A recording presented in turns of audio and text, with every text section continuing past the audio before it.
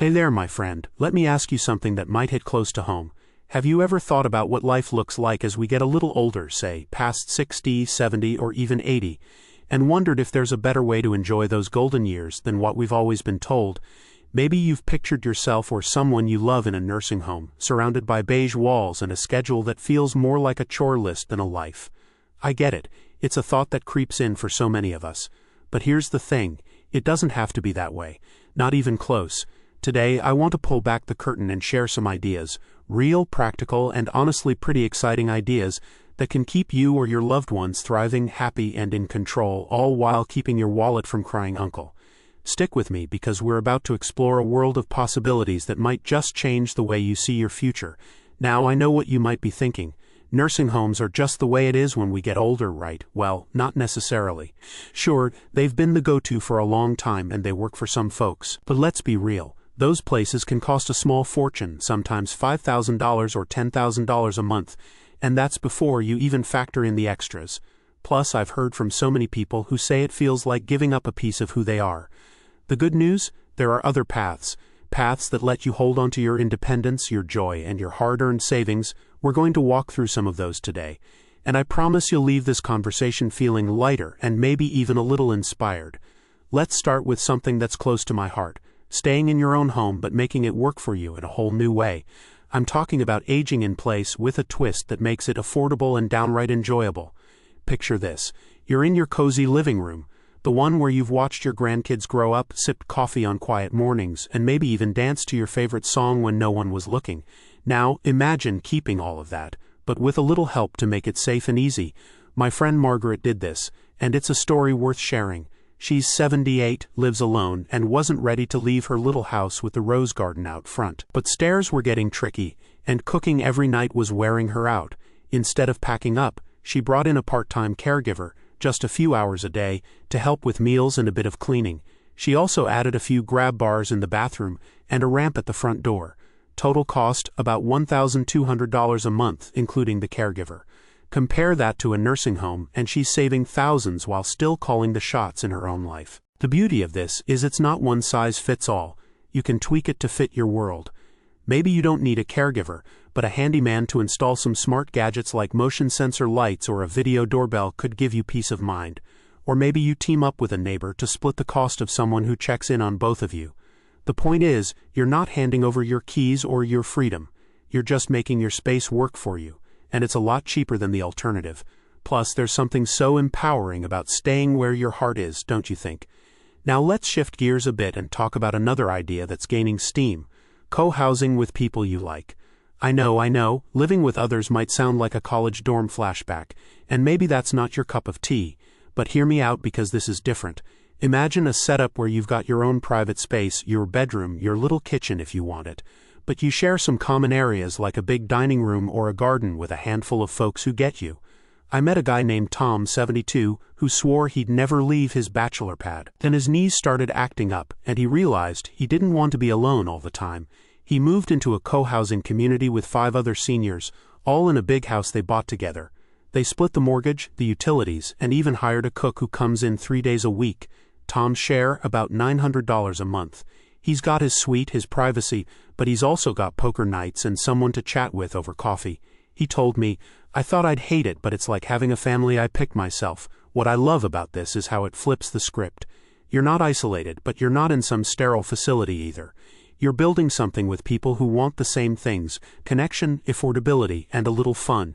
And if buying a place together sounds like too much, some folks rent a house and do the same thing. It's flexible, it's social, and it keeps your costs way down.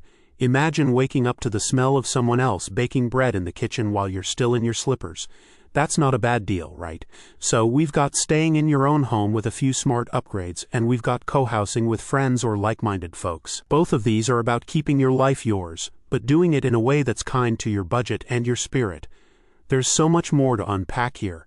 Other ways to make your later years shine without breaking the bank or losing what makes you, you. Let's keep this conversation going because I've got a feeling you're starting to see how bright the road ahead can be. So my friend, we've already talked about how you can stay in your own home with a few clever tweaks or team up with some great people to share a space that feels like yours. But the possibilities don't stop there, not by a long shot. I want to take you somewhere else now, a place that might surprise you, because it's all about blending purpose, community, and a price tag that won't make your eyes water. Let's imagine you're waking up in a little apartment, sunlight streaming through the window, and you've got a day ahead that's yours to shape. But with a twist, you're not just living, you're part of something bigger. That's what multi-generational living communities can offer, and I think you're going to love this. Picture a setup where you've got your cozy spot, maybe a one-bedroom place with a kitchenette and a porch for your morning tea, but you're surrounded by people of all ages, from young families to folks your age and beyond. It's not a nursing home, not even close. It's a neighborhood designed to mix things up. I met a woman named Clara, 81, who moved into one of these communities after her husband passed. She didn't want to be alone, but she also didn't want to feel like she was being taken care of all the time.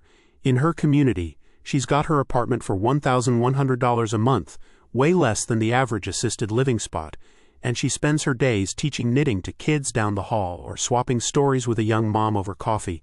There's a shared garden, a community kitchen for potlucks, and even a little library where she trades books. Clara told me, "I thought I'd be lonely, but I've got more friends now than I did in my 40s. What's so special about this is how it keeps you connected, not just to people your age, but to life itself. You're not stuck in a bubble where everyone's talking about the same aches and pains. You're laughing with a 5-year-old who's showing you their latest drawing or helping a teenager figure out how to fix a bike. And the cost? It's a steal compared to traditional options. Some of these places even offer subsidies or sliding scale rent, so it's worth checking out what's near you. It's like getting the best of both worlds, your independence and a built-in crew to share the ride with. Doesn't that sound like a breath of fresh air? Now let's pivot to something a little different, something that might spark a bit of adventure in you. Have you ever thought about hitting the road, not just for a weekend, but as a way of life? I'm talking about the RV lifestyle, and before you wave it off as something for retirees with a big bank account, let me tell you about my pal George. He's 69, and after his kids moved out, he sold his house, bought a used RV for $25,000, and turned it into his home. He's not some millionaire, he's just a guy who wanted freedom and a front row seat to the world. He parks at campgrounds for $20 a night, sometimes less if he finds a free spot, and his monthly expenses, gas, food, a little maintenance, come in under $1,500. Compare that to a mortgage or a nursing home, and it's a no-brainer. George's favorite part, every morning he decides where he wants to be. One week he's by a lake in Oregon, fishing at sunrise. Next, he's parked near his daughter's place in Arizona playing with his grandkids. He's got solar panels on the roof, a comfy bed, and a little stove where he whips up his famous chili. He told me, "I used to think I'd be tied down forever, but now I feel like I'm 30 again, just with better stories." And here's the kicker. You don't need to go full-time like George. Some folks do it part-time, keeping a small home base and hitting the road when the mood strikes. There are even RV communities where you can park for a season and make friends who love the same lifestyle. It's affordable, it's flexible, and it's a chance to see the world on your terms. Can you imagine yourself chasing sunsets instead of staring at the same four walls? Both of these ideas, multi-generational living and the RV life, are about shaking things up, keeping your spark alive, and doing it without draining your savings. They're proof that your later years don't have to follow some tired old script. You've got options, and they're as unique as you are. There's more to explore too, ways to make this chapter of your life not just good but downright amazing. Let's keep rolling because I've got a feeling you're starting to see how much power you've got to shape what's next. Hey there, my friend. We've been on quite a journey together, haven't we? We've talked about staying in your own home with a few smart upgrades, sharing a space with people you vibe with, living among folks of all ages, and even hitting the road in an RV. But I've got a couple more gems to share with you because I want you to walk away from this feeling like the world is wide open, and it is. Let's dive into something that's all about leaning into what you love while keeping things simple and affordable. Imagine this.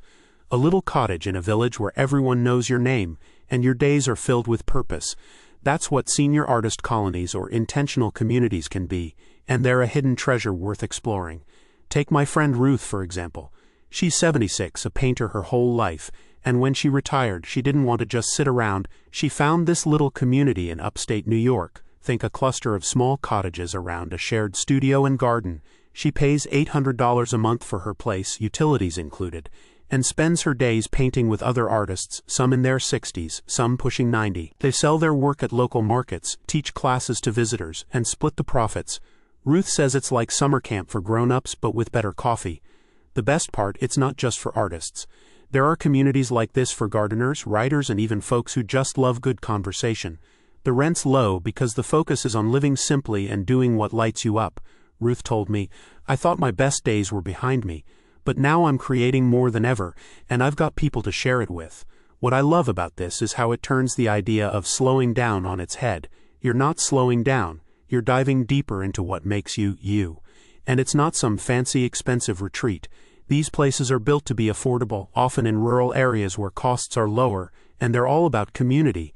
If painting's not your thing, maybe you'd find a spot where you can tend a vegetable patch or swap stories around a fire pit. It's a chance to live with purpose, surrounded by people who get it, and keep your budget happy. Doesn't that feel like a little slice of heaven? Now let's zoom in on one last idea that's so practical, it might just make you wonder why more folks aren't doing it. I'm talking about downsizing to a tiny home, not just to save money, but to free yourself up for what matters.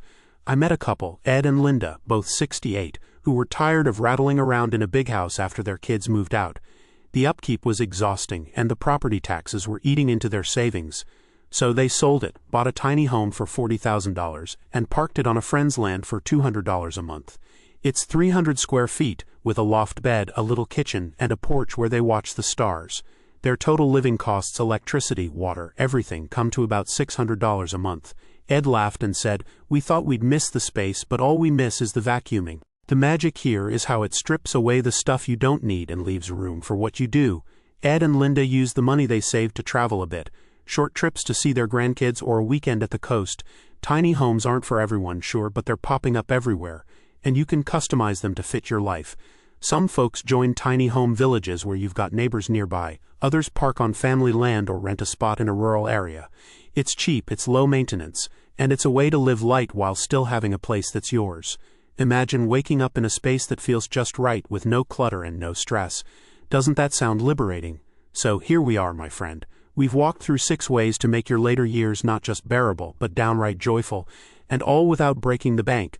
Whether it's staying put with a little help, sharing a home with friends, mixing it up with all ages, rolling down the highway, chasing your passion in a community, or going tiny, the thread is the same. You've got the power to choose. These aren't pie-in-the-sky dreams. They're real, doable paths that people like you are living right now. And the best part, you don't have to figure it all out today. Start small. Maybe look up a co-housing group near you, or take a peek at tiny homes online. Dip your toe in and see where it takes you. I'd love to hear what you think about all this. Drop a comment below and tell me which idea sparked something for you, or maybe share a story of your own. If you've enjoyed this, give it a thumbs up. It really helps me keep bringing you stuff like this. And hey, hit that subscribe button if you want to stick around for more conversations about living your best life, no matter the age. You're not just getting older, you're getting bolder, wiser, and freer. So go out there and make this next chapter the one you've always dreamed of. I'll see you soon, my friend. Keep shining.